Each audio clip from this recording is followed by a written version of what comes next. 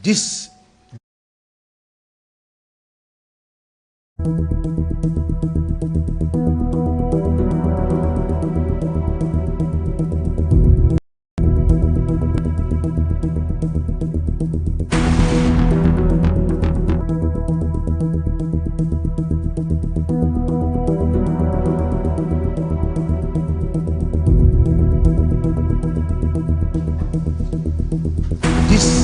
discourse should be of interest to you. Why are we here today? We have a 1997 Constitution. In 2016, a change of government occurred. And those who collaborated to form a coalition to change the government emphasized the need to look at the 1997 Constitution again in order to examine all the defects and then provide remedies to those defects. That was their commitment, their promise, our promise, the promise of a coalition, the promise of a people, to look at its instrument and improve it. A CRC was established to conduct consultation with the people and prepare a draft which will be forwarded to the president, and their mission would have been accomplished. But that is not the end of the journey. For that draft to ultimately become the constitution of the Third Republic, it had to go through parliamentary procedure. Parliamentary jurisprudence had to be exercised for that draft to change from being a draft and become a constitution. And the requirement of the Constitution under Section 26 is that that draft would have to be transformed into a bill that will be published for 3 months for your notice. And then for no less than 10 days, a second publication for your notice, so that the whole Gambian nation will know that what was a draft is now a bill that must go through the process to become the Constitution of the Republic. Eventually, that bill came before the National Assembly.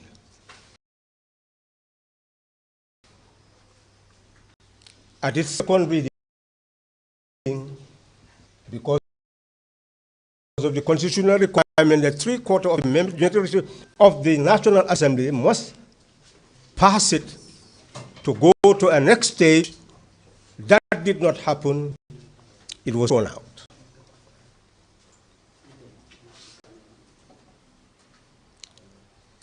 Presidents, diplomats, intellectuals, many people intervened to see how Gambia could come up with a constitution for a Third Republic. But ultimately, the executive, by its own volition, without much consultation with those who hold political office decided to bring another bill to the National Assembly to start the promulgation process of the Constitution of a Third Republic.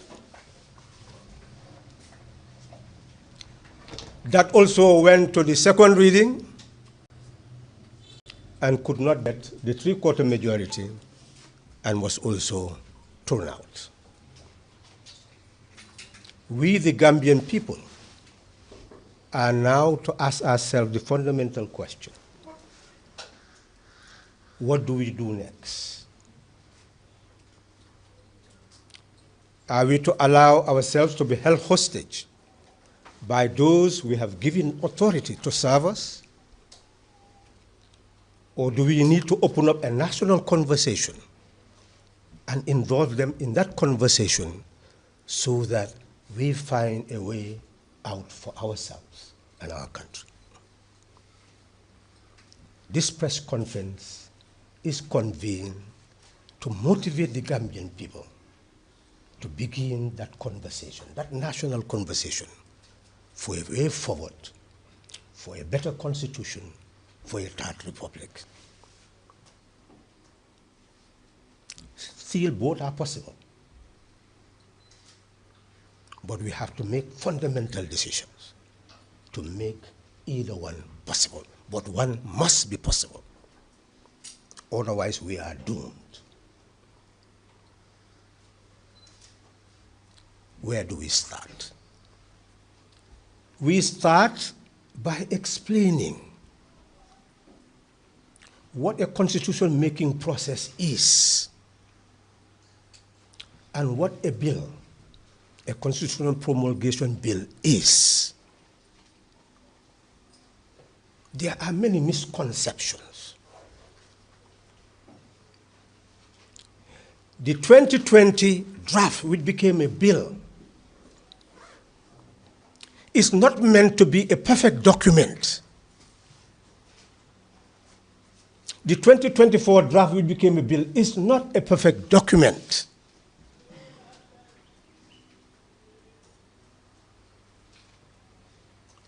These bills are brought to the National Assembly for scrutiny.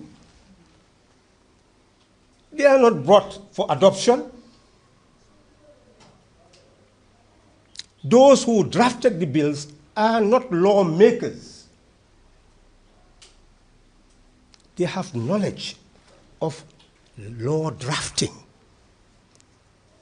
but they are not lawmakers.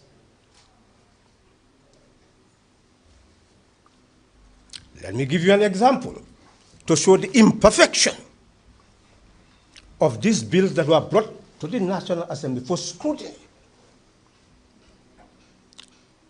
We all know how important women are. They constitute more than half the population.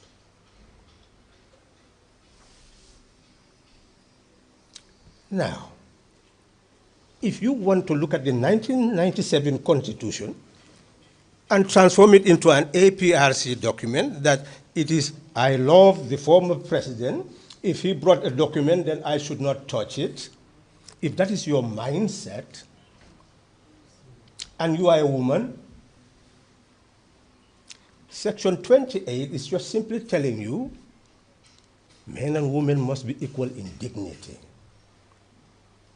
And we must provide opportunities for women to have participation in economic, political, social life.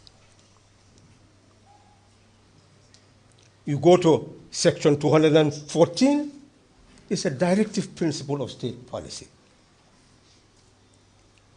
In the composition of cabinet, women must be fairly represented. But what is fairly represented? 215, economically, they must be given equal opportunities. These are principles. But since 1997, how many women found themselves in the National Assembly, in cabinet? enjoying equal opportunities. It did not exist. And women movements have been shouting that women have not been properly represented. In fact, they have been shortchanged. But that is the language of the 1997 Constitution. There is no quota anywhere that says that women will have 30% of representation in all the representative institutions. It does not say so. So how can any woman take ownership of that as your document? It is inadequate. It stated principles, but gave you no authority to participate as equal. So that law is inadequate. Here comes the 2020 draft. It aims to address that.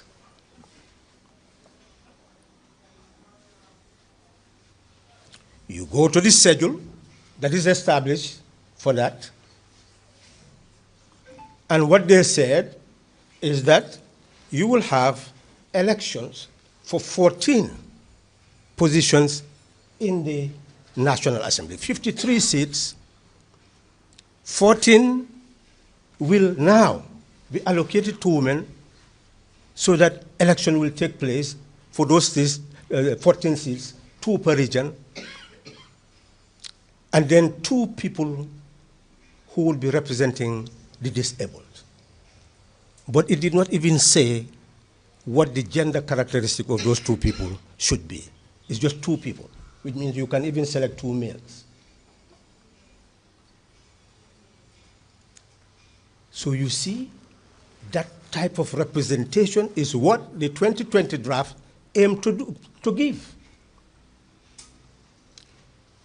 But then there is a law under the Women's Act, which was promulgated to improve the Women's Act, which says that in terms of political representation, you should have 30% representation of women. So that 2020 draft that became a bill of the CRC is inadequate. It has not reached to that quota. And it has not properly represented disabled women. It did not say one man, one woman who are disabled. It said just 2 disabled persons.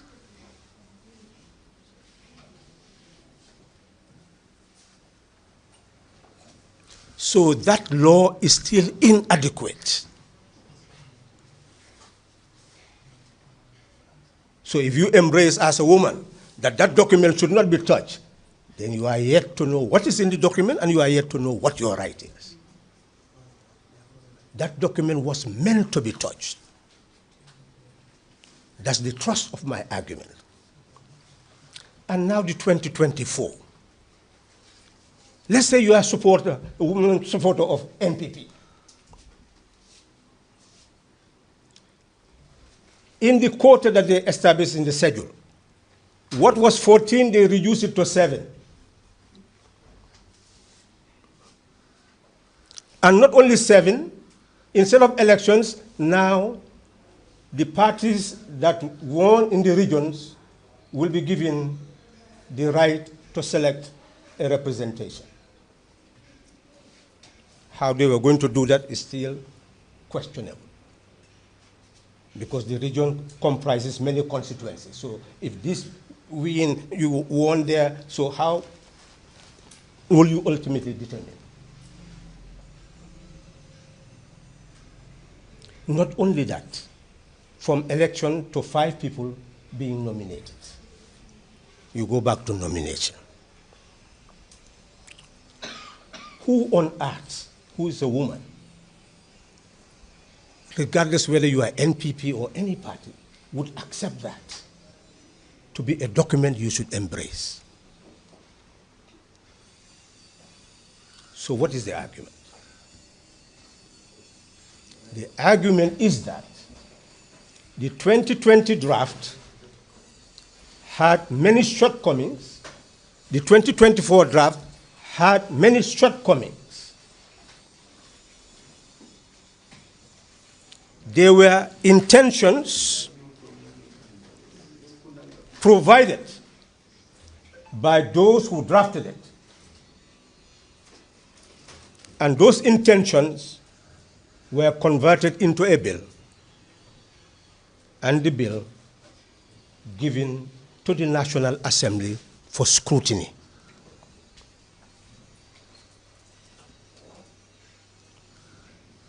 Therefore, in 2020 as well as in 2024, the duty of your lawmakers was to look at these bills, scrutinize them, temper them, so that they meet your satisfaction. How could they do that?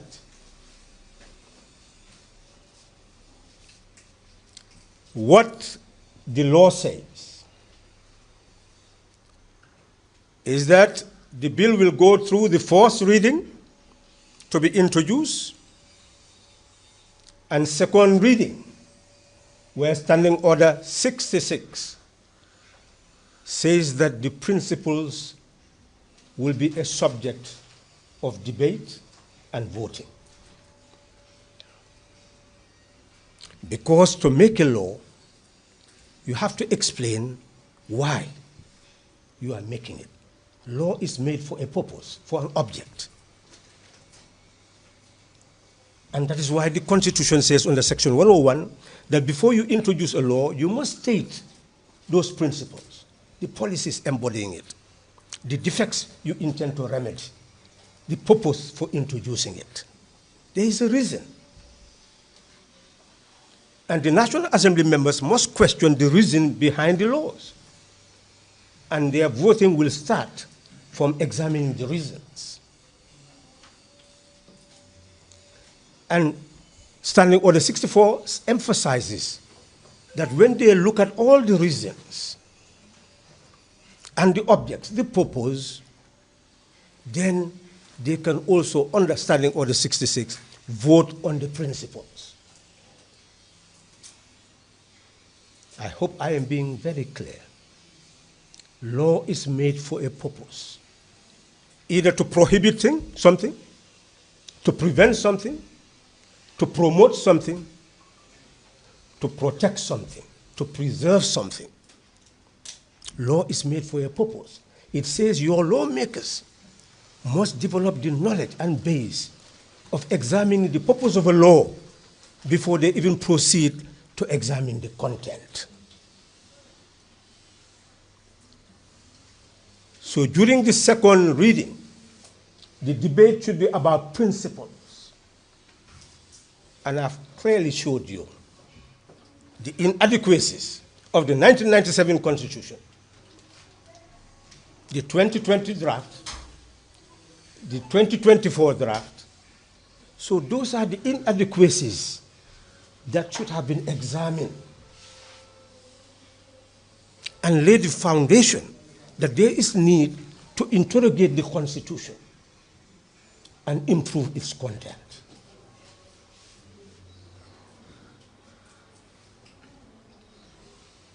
Let me give you another example of inadequacy. Look at the diaspora. We talk about diaspora voting, diaspora voting, diaspora voting. But if you look at the 1997 Constitution, it says that every Gambian above 18 years has a right to be registered as a voter and to vote. That is established by the Constitution. Something is said there to be registered under a constituency, which, if it becomes problematic, you could have amended 30 years, 20-something years ago. But it did not pose any difficulty because the Elections Act became clear that Gambians abroad should be registered under Section 11 of the Election Act. And under Section 141, that they should vote in presidential elections. Every Gambian who lives here and go abroad came from somewhere. You originated somewhere. You originated from a constituency. What is the difficulty in registering that person under that constituency? What difficulty is there if the will is there?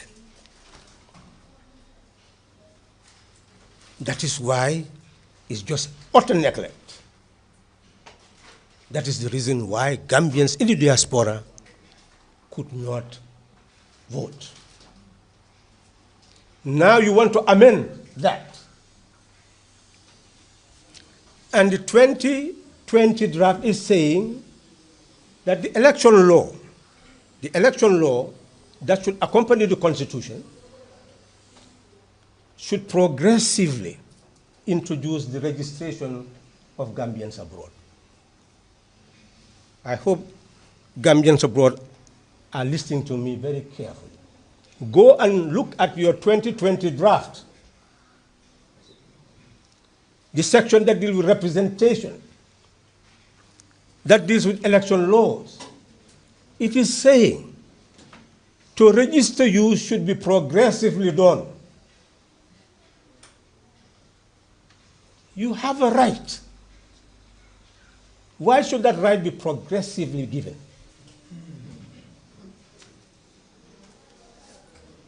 And in the 2024 draft, the same language is what is there. Who in the diaspora will take ownership of these two documents?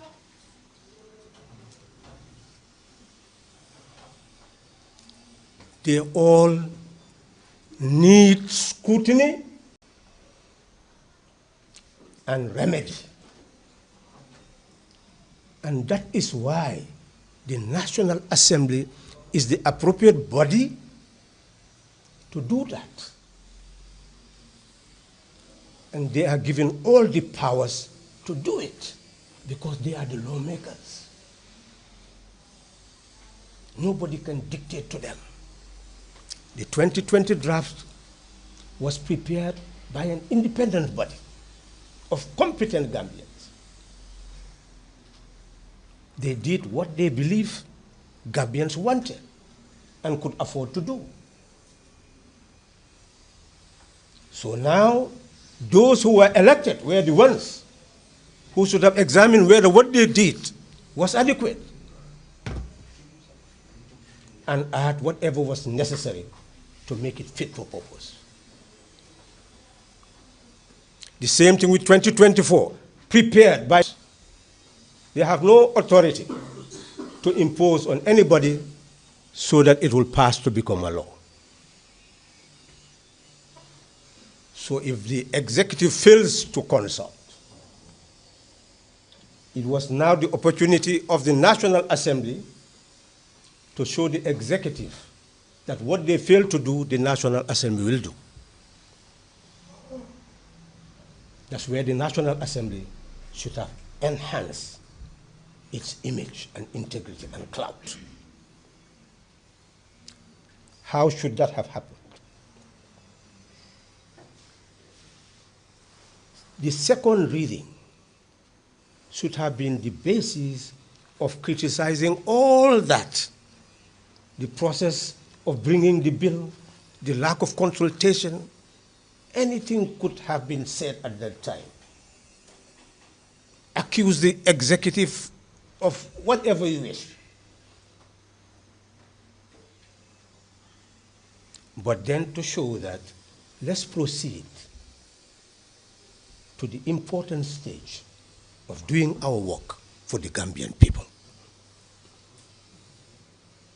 And the Constitution says that from the second reading, if they allowed it to pass, they will go to the committee stage, and in that committee stage, this is where the scrutiny should have started. The whole Gambian nation would have been invited to send their opinions, just like I am analyzing now. Of course, we would have analyzed the whole Constitution and sent it to them, as we did in 1997. It's our duty. Thinkers would have done it. Political parties would have done it. Religious leaders would have done it. So scrutiny would have been exercised. And then they would have prepared a report on the opinions of all of us on the content of the Constitution. Then they, as National Assembly members, will go to the consideration stage, and clause by clause, they will scrutinize and vote, clause by clause, scrutinize and vote up to the end. Then they vote, if three-quarter majority accept what is left, that is taken to the IEC to prepare for a referendum within 6 months. Then the people will be consulted. And there the debate will still continue.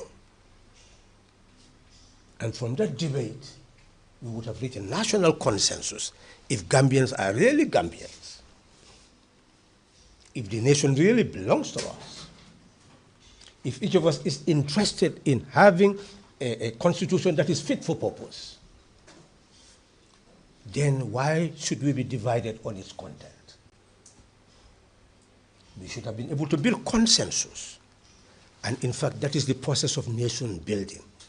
Constitution making is a process of nation building because you are building the mindset of a people on how they are supposed to be governed. Nothing is more important to a nation than the constitution making process. All of us should have spoken with one voice to allow each to scrutinize, criticize, and come up with suggestions, bold suggestions, so that ultimately we all agree that our future is secure under that fundamental law of the land which will govern our existence. This did not happen in 2020. It has not happened in 2024. We'll be having other programs, public lectures on constitutions and constitution building, but this is meant for a specific purpose, to awaken all of us, to know that if we are not involved, we'll be left behind. If we do not take charge of our destiny, we'll be victims of blind destiny. It is now the people who should speak. That's why we are addressing you. The lawmakers have spoken. It is now your time to speak. If you do agree that the process was to move from the second reading to the committee stage so that the Constitution will be scrutinized. It was not voting to adopt it, as many had thought in 2020. I was among those, I was in the National, who supported that it should pass the second reading. But the objective of supporting it was not to adopt a constitution, is to bring it so that I could scrutinize it.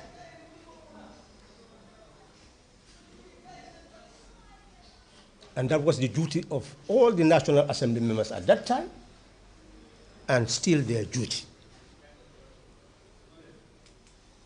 But this is what had happened. Where do we go from here? When you make a decision in the National Assembly, you cannot bring that back for consideration, just like that. As it stands, the 2024 draft is dead. Is it possible to bring it back to life? Yes. Before the end of this session of the National Assembly. Because understanding Order 29 Paragraph 3, when you make a decision, you cannot bring it back unless you rescind that decision, which means that they can introduce a motion to rescind their decision. All it requires under the standing orders is that whoever is going to introduce the motion will submit at the table office your proposal of a motion to rescind the decision that they have taken. And if it is introduced within 5 clear days, they can consider the possibility of introducing that motion for a debate, and if the National Assembly members adopt it, they can revoke their decision and then move back where they were to start the process. That is possible. But if that is not done until the end of their session, then that is it. I don't want to speculate whether their session is on or is not on. I'm telling you what the situation is. If the session ends, then you go back to our situation, where I try to introduce a motion after the end of the session, hoping, as the standing order says, that the Speaker will allow that motion, but it was not allowed, so precedence has been set in that regard. Then the motion would not be introduced, and the 2024 bill is dead. Then what next? What next is what Section 226 was meant for. Section 226 was not meant for wholesale transformation of a constitution. It had provision for amendment of a constitution. That is constitution building. What is required now, with immediacy, is the executive to engage in consultation. And we all look at the 1997 Constitution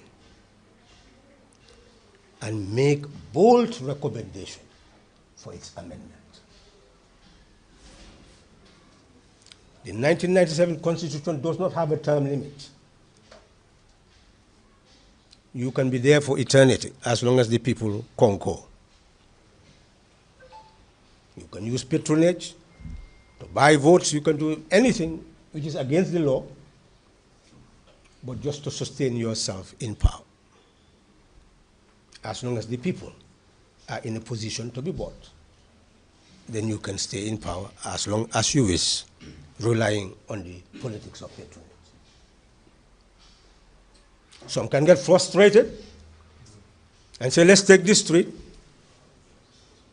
You keep on taking streets, and governments may not change, but then wherever streets we are taking, one does not see the ultimate consequences of a public order controlled by a people whose aims and aspirations are being addressed. We don't have to become hostages. We are supposed to be free. Governments are supposed to exist for us. We are not supposed to exist just to oil the machinery of government with taxation. So in essence, we can amend the Constitution to introduce a term limit. There was a provision under Section 48 of the Constitution where if you don't have 50% plus in an election, you have second round. It was amended. It can even be restored by the current National Assembly. without a referendum, because it's not an entrenched clause. We need women representation, 30%. And the National Assembly members can all agree so that can be part of the amendments, where you can even have women alone elections for that 30%. And women can stand for political parties or independent candidates, but it's women participating to occupy 30% of the seats in the National Assembly. That can be to ensure that this time is not just a principle being asserted. It is a law being affirmed. Diaspora voting and registration. We can emphasize that it happens, come up with all the amendments that are necessary. Civil servants,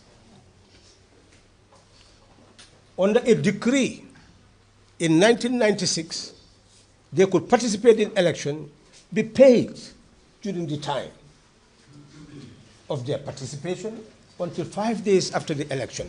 If they lose, they go back to their jobs. 1997 Constitution, they decided to restrict their participation by demanding 1 year leave without pay to participate. And 2020, they reduced it to 6 months. That's why I'm saying none of this document is perfect. And this current one reduced it to 6 months, and then you can see the ambiguity mentioning that you could go back to your job. A law that has ambiguity is not a good law. So all this needed to be scrutinized. Now we can scrutinize all that and come up with a decision that will serve our purpose. So our emphasis is that as a people,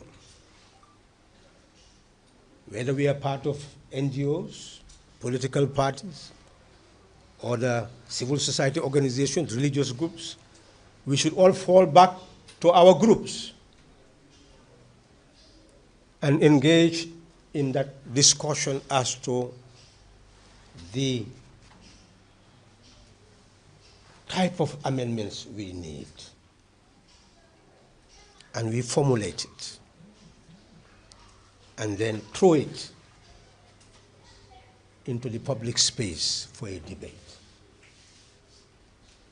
So that ultimately I am convinced, whether it's the UN, ECOWAS, AU, our partners will come to consult all of us.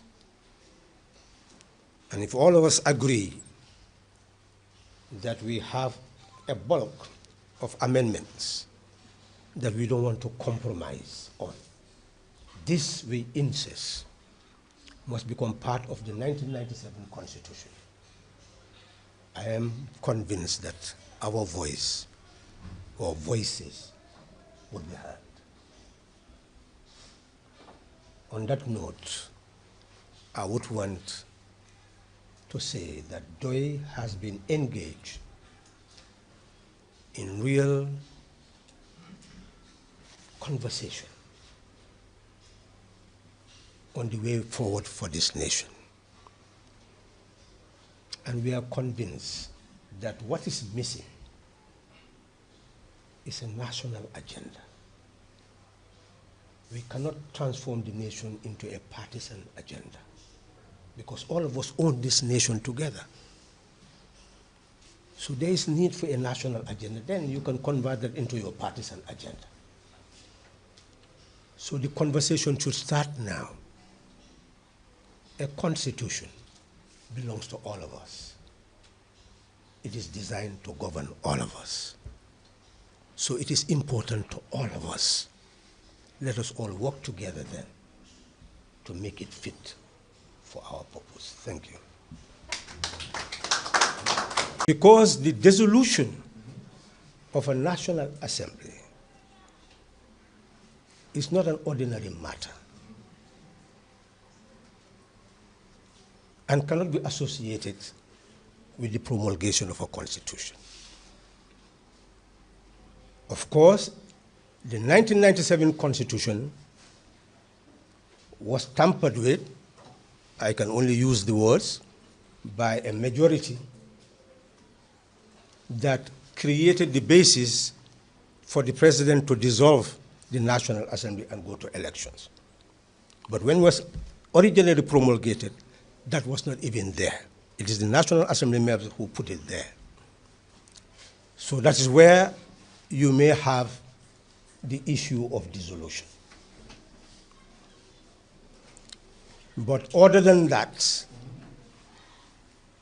you cannot talk about dissolution of the National Assembly. The National Assembly sits until the day before the assumption of office of a new National Assembly before it is dissolved.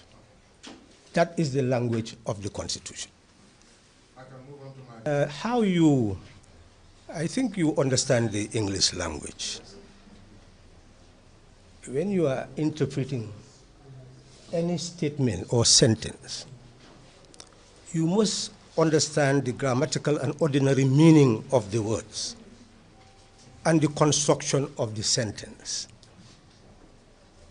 What you are saying now, I would have said that, and I must have said that somewhere. I am, in fact, insisting on saying that because it's a means of challenging any lawmaker who is given the responsibility to craft the most important document of a country, and you throw it away. What is the purpose? If you cannot make a constitution, then what other law is relevant for you to make? What is the purpose of that National Assembly anymore? That is an existential question, philosophically coined to question those people whose responsibility it is to ensure that they move us towards having a constitution. It's a challenge. It's to them. It's not saying there is a constitutional provision that asserts that if you cannot do this, then you are dissolved. That's not the language that you have just read. But what you have said is quite correct, and that is definitely not nonsensical. That's very, very profound, philosophically coined, and is still what I maintained.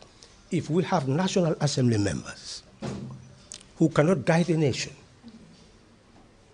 to make a constitution, then what is their purpose? What is their relevance? It's as good as dissolving the National Assembly. I will repeat those words, very words. Okay. Well, let's think together. Section 226 of the Constitution states that any bill to amend entrenched, non-entrenched clauses would have to be published in the Gazette for 3 months. So we're talking about 3 months, the mathematics of the lawmaking. Then no less than 10 days, 3 months, 10 days. And then a debate in the National Assembly, should it take more than a month? It took just a few days, to come up with first reading, second reading. So you can see that the delay was because they keep on postponing, but it was scheduled several times, which means that within a month, you should be able to have a discussion at the National Assembly. And if it is an entrenched clause, then you go through the process of sending it to the Independent Electoral Commission, which must hold a referendum within 6 months. So within a period of 12 months, you should really be able to clearly amend what is even an entrenched clause in the Constitution. Now, if you look at lawmaking, they said 6 months before elections, you should not actually tampering with, well, those are issues that you look at. The applicability, even in your own jurisdiction. All these are issues that in the process of coming up with the best law, you will be able to treat. But essentially, I'm convinced that if we start now, we should be able to make it. But it is open for a debate. I think that issue is now before the Gambian people for a debate, and I'm sure you will see our position in other fora on it. Well, you know, opinions are opinions, and we cannot continue arguing with people's opinions. It's important to understand processes. Even after the committee stage and consideration stage, there is the third reading. If you can throw a bill away in the second reading, you can also throw it away in the third reading. So there is no way and was no way for NPP or the executive to impose its will on those who threw away the bill during the second reading. No way. So I don't think that argument really stands, that you don't trust them, because there was no way they could impose their will. So you are suggesting that this will allow... I'm coming. First, we understand that there was no way that MPP can impose anything on those people. I think you agree with that, because you have the third reading where you still need 3/4 majority. So if you can throw it away in the second reading, if you allow the process to go up to the end, you see that those areas where you want them to change, they have not. Why wouldn't you then reject it at the third reading? And then give an explanation why you are rejecting it at the third reading. So you understand that. Number two, you see, we should not confuse two realities. The women's bill that was brought just simply took the schedule in the 2020 draft and wanted it to be transformed. And they wanted it to lead to an amendment of the 1997 Constitution. But it was flawed in many ways, because the 1997 Constitution, under Section 88, already created the number of seats in the National Assembly, 53, with 5 nominated. So if you want to incorporate 14 members there, you would have to also amend that very provision. And that was not a subject of amendment. They just wanted incorporation. Do you understand? So there was a flaw there. Number two, as I've already shown you, even that provision had some limitations. Because, number one, it did not even fit the 30% that is the quota that is anticipated. Number two, the issue of disabled women had not been addressed.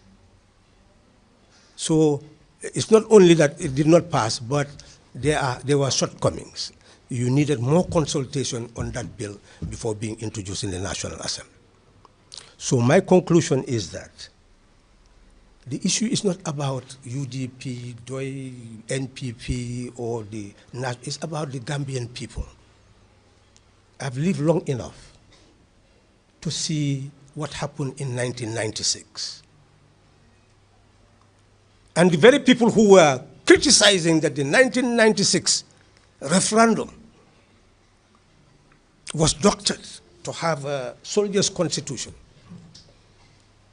what are they going to say today? And at that material time, we were telling them decrees were monarchical instruments. And to reject a constitution meant that we were acknowledging that decrees will continue. The supremacy of the AFPRC. That it was better to have a half-hearted constitution than a full-hearted decree governing the affairs of the nation. But they will not even listen to what we were saying at that time. But it is now that people are becoming very clear on the content and see that no matter how half-hearted the content of the 1997 Constitution was, it served our purpose of removing the very person who came through the barrel of the gun to the ballot box.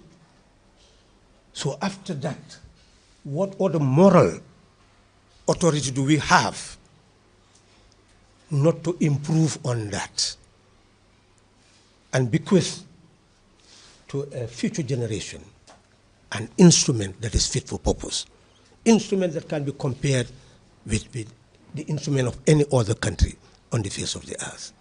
Those who do not have that objective are not prepared to build a future that is fit for all of us. That's what I'm saying. We must be prepared to build a better future, a fairer Gambia, a better Gambia.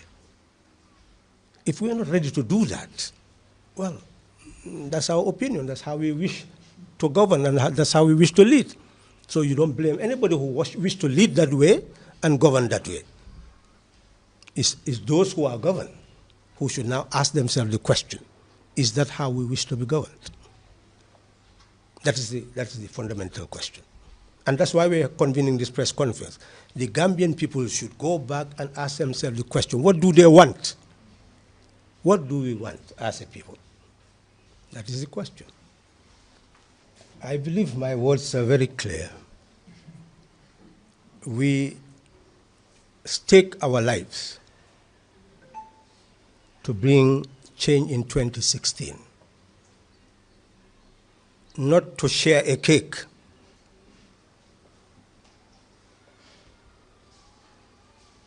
We stake our lives to build a better country. And a better country is inconceivable without a better constitution. The government failed in 2016 up to the end of the term, and we are still failing. The government is still failing.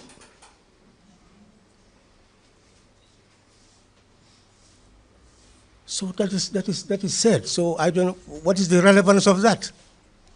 All of us know that. Unless you want me to go to the mountaintop and shout and say, you failed, so that it reverberates everywhere. There is no constitution of the Third Republic. That's utter failure. But at the same time, what do we want? What do we want? Because when something fails and you have opportunity to remedy it, and you refuse to remedy it, you are also part of that collective failure. You are also part of that collective failure. So failure of a government and failure of all those who are part of that collective failure must be announced for all of us to hear. And all of us should go back and become prisoners of our own conscience. That tomorrow posterity will ask us, when you had the opportunity to shape a better future, what did you do? What role did you play? That's an individual choice. Each will answer that question for himself, herself. Well, I don't think you should even ask us, this is why we said let's change Jammeh. We wrote an election, a petition to recommend electoral reform. Gambia Opposition for Electoral Reform. And the reply to that petition was to increase. Then they just reduced it to 500,000, but it was 1 million initially to stand as a presidential candidate. 50,000 National Assembly members, etc. I cannot remember all the figures. The political parties to be registered also same. So the idea then was to prevent people from being registered as political parties and also to participate in election. That's how we interpreted it. That ex-President Jammeh deliberately has decided to throw our recommendation back to our face. Therefore, for us, the route was to build a coalition to effect change. If you read PDOIS material, you will see Agenda 2015. You will see exactly those quotations of the figures, of the difficulties for the political parties, etc. So we felt that, well, we needed coalition building to do that. That was the objective of the coalition. So if those people who were part of a coalition can now come and make those laws, well, it just shows you the utter failure. I don't know what you want me to say anymore. Do you want me just to stand here and say failure, failure? Well, it shows that people do not necessarily believe in principles all the time. Sometimes you use those principles to fight for power. But when you have the power, then the principles may not necessarily be meaningful to you again. So let's see what ultimately they will come up with, because they've not gone to the third reading. Let's see what will happen. But essentially, this is the time to criticize every step they are taking to show that square one. Back to square one. Anybody want to speak? I have a question. My colleagues don't. Sir, Mr. Chair. I think you can even remember when the coalition took over, we met this 500,000. It was amended. We took a bill to the National Assembly to amend it. So all that was amended. So if you come now and you want to restore that, that will be a very interesting development. Well, you have an answer already, but you want to ask him a question. Hmm? You know, the issue, it was more consultation than anything. It's not a position. It's precisely what he said, that when you step out, and all human beings must step out, you know, when you are in those chambers, and voting should take place, yes, you know, attention must be drawn that we are going to vote. But I think you understand the answer. But it's not for me to explain, but for him to tell God. okay. Before I answer your question, let me say this. You see, a nation can never be built without critical minds. And that's the problem here. We have to have critical minds to build this nation. The law says that you, as a citizen of this republic, when you are of age, you have a right to vote and be voted for. And that is the fundamental law. And it stipulates, if you make any law contrary to that, it is null and void. Now, the law gives you that right. Another law is made which says, but you cannot enjoy that right unless you provide $1 million or $150,000. Nobody is thinking about these things. The Constitution is a supreme law. It says that you have a right to stand for elections. But the other law is saying, but you cannot unless you provide 150,000. Suppose you don't have 150,000. What happens? They are denying you your fundamental right. But you are not questioning that. And wait. No. I don't want debate. We are not. You and I are not debating. I'm just I'm provoking you to use your minds. That's what I'm doing. And journalists have a fundamental role to play in this regard. To answer your question, you know the answer, but you want me to say it. I stepped out. By the time I came, they were already counting. I raised my hand. Even my colleague, he's not here, asked him in my absence, Suaibu. He was asking the speaker, but please allow him to vote. The speaker said no. What would I do?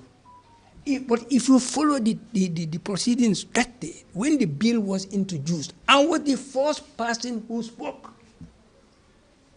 And if you are listening, I supported it without any reservation. So why wouldn't I have not voted for it? It's a very unnecessary question. Anybody who has heard me, Many Gambians. no, but they know. No, not all of them. Okay. All right. That's my second question. Not. Honorable Halifa. Thank you very much for clarifying that. As I've said, I had an idea because I did my asking around. But it's not for me to tell the people, it's for Honorable Sidia to tell the people. So, now he has spoken. Thank you very much. And I'm very grateful. So it's very clear that the Constitution still remains. And whatever was taken to a Supreme Court based on that Constitution would always be interpreted the way the Constitution says it should be interpreted. There is no court in the Gambia ultimately that will say that a Gambian citizen